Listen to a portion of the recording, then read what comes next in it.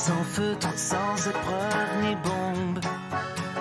Indolore, les murs écoulent dans le Et dans le jardin, il y a certes des fleurs qui commencent à pointer le bout de leurs pétales, mais il y a surtout l'or noir. L'or noir, c'est le terreau. Terreau. Et oui, être un bon jardinier, c'est déjà de mettre la bonne plante au bon endroit, à la bonne exposition. Certaines plantes, c'est minimum 6 heures de soleil par jour. De choisir le bon sol pour avoir des racines solides, pour qu'elles puissent passer toute leur vie tranquille, en plein été, qu'elle n'ait pas trop soif, en plein hiver, qu'elle n'ait pas trop froid. Donc le terreau, c'est capital. Il y en a plusieurs en plus. Exactement. Il y a celui qu'on fabrique et celui qu'on achète aussi. Et puis il y a le bon et le mauvais terreau qu'on achète. Ça, on ne le sait pas. C'est-à-dire les têtes de gondole, souvent, il n'y a pas du bon terreau. C'est des appels d'offres de terreau. Et souvent, lorsque vous avez un terreau que vous mettez dans une jardinière et qui sèche tout de suite, et lorsqu'on arrose par la suite, qu'il a du mal à se réhumecter, on peut être sûr que c'est du mauvais terreau. Déjà, faites attention. Alors, si on choisit un mauvais terreau et qu'on met des plantes assez chères à l'intérieur, elles vont forcément péricliter. C'est pas parce qu'on n'a pas la main verte, déjà parce qu'on n'a pas le bon terreau. Alors, bon et mauvais terreau, tour d'horizon. Vous cherchez un terreau de qualité qui soit adapté à votre plante. Mais parmi toutes les références, il est parfois difficile de comprendre ce que contiennent ces supports de culture. C'est dans des sites de production comme ici qu'ils sont élaborés à partir d'un mélange de matières organiques et de minéraux. Ils sont calibrés selon la texture souhaitée ou transformés par compostage. On peut retenir 4 grandes familles de mélanges de terreau. Le terreau en potage, donc, qui va servir majoritairement aux plantes d'intérieur, avec de la tourbe, des écorces de pin maritime ou de la fibre de coco. Le terreau plantation, par contre, lui est un terreau que l'on va mélanger à la terre végétale de son jardin pour planter des rosiers et toutes sortes de plantes. Donc ce terreau est riche en matière organique et également un peu en tourbe qui va permettre de structurer la terre végétale.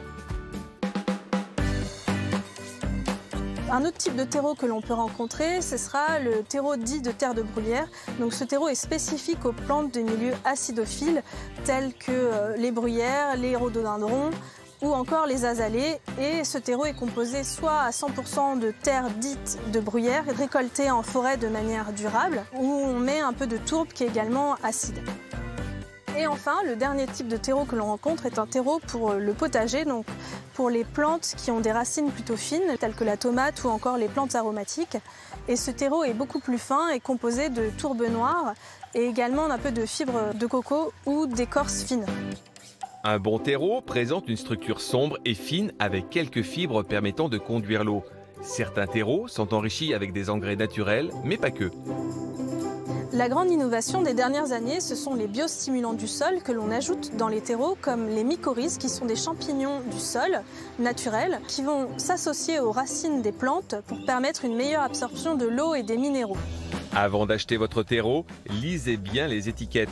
Vous devez faire attention à 4 paramètres essentiels. Tout d'abord, le pH. Un terreau de pH 5 conviendrait aux plantes acidophiles, comme les plantes de terre de bruyère. Pour les autres, choisir un pH supérieur à 6. Le taux de matière organique doit être supérieur à 40% de la matière sèche. Enfin, la capacité de rétention indique l'aptitude du terreau à retenir l'eau pour la restituer à la plante. Elle devrait être supérieure ou égale à 600 ml par litre. 2 fois par an, au printemps et à l'automne, il est important de retirer 4 cm de terreau en surface pour remplacer par un terreau neuf. Les plantes en pot vivent dans un volume de terre limité. Donc il est important au printemps et à l'automne de faire un apport d'engrais naturel à votre plante. Et enfin, je vous propose de mettre en surface de votre pot un apport de paillage que vous disposerez de façon à conserver l'hygrométrie de votre terreau. Seules les orchidées, les cactus et les bonsaïs peuvent nécessiter un support spécifique. Alors moi j'ai tout écouté, mais je vous raconte pas l'ambiance sur le plateau. On a essayé tous les jeux de mots possibles et imaginables avec le terreau, et Dieu sait s'il y en a. Karine, très hypocritement, a quand même dit non mais c'est intéressant. Comment est-ce qu'on reconnaît un bon terreau? Il faut qu'il soit bien noir, qu'il sente un peu la forêt. Et là, déjà, c'est les premiers signes d'un bon terreau. Deuxièmement, lorsqu'on le met en place, lorsqu'on l'arrose, il se réhumecte très facilement. Donc là, c'est vraiment un bon terreau. Dans la texture, la façon dont le toucher aussi. Il faut que ça soit fin, il faut que ça soit pas des grosses mottes, etc. Il faut qu'il soit léger, fluide. Et on sent tout de suite un bon et un mauvais terreau, vraiment très noir. Méfiez-vous donc si vous faites vos courses ce week-end de la tête de gondole. On a bien retenu la leçon. Exactement. Merci Philippe.